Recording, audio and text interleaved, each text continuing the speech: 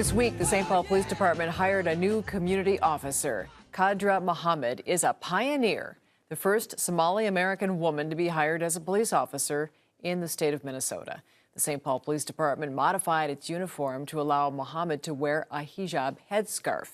We want to spend a few minutes talking about the hijab and the role it plays in Muslim culture. Here to help us learn is Lori Soroya. She's a lawyer and co-founder of the Minnesota chapter of the Council on American Islamic Relations. Good to see you, Lori.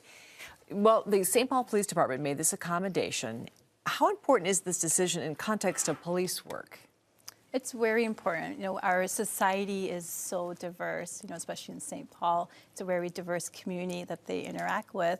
So it's extremely important for the community to see officers that look like them, that understand their language, that understand their culture. So it's really, you know, a positive move. You know, we're very happy that St. Paul is the first in the state to do this. What's the difference between a hijab and a burqa?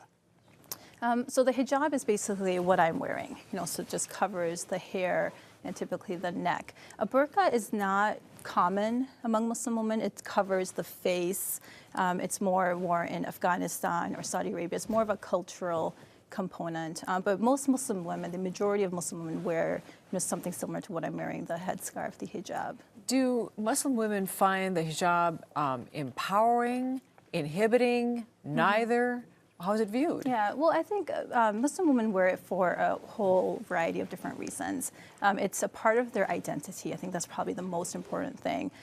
They believe that it is a commandment from God, so they wear it as a part of their religion, as a part of their faith. And it is a very much part of their identity and a part of their, you know, empowerment and just their modesty as well.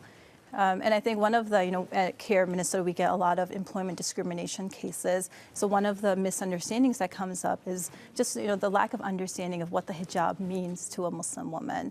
You know, it's not just an accessory that a woman can, you know, just fold away and put in a little desk somewhere. You know, it's part of her outfit. So when someone asks a Muslim woman to remove her headscarf, it's like asking her to remove any other piece of clothing that she's wearing. Now, France and Turkey, I believe, are a couple of countries that don't allow them, and there was a bill in the legislature to not allow a head covering for a driver's license photo?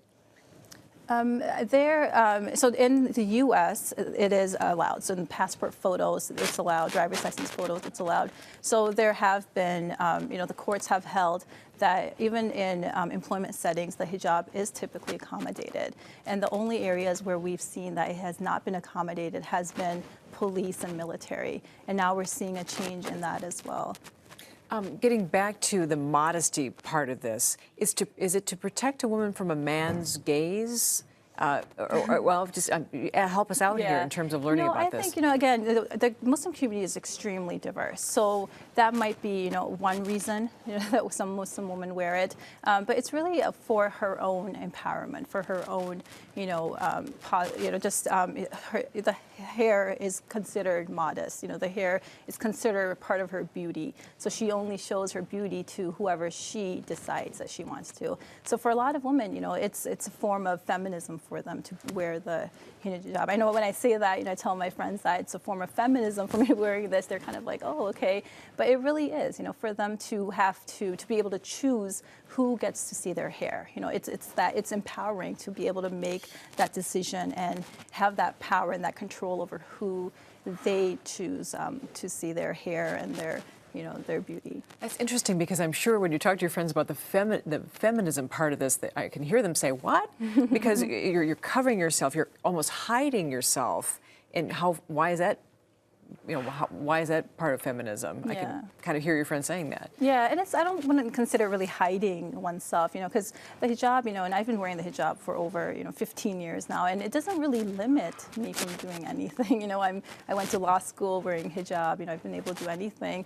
So it's really about other, you know, like the police department, for example, understanding that it really, you know, it doesn't matter what's on a woman's head. You know, it's what's inside the head that really matters.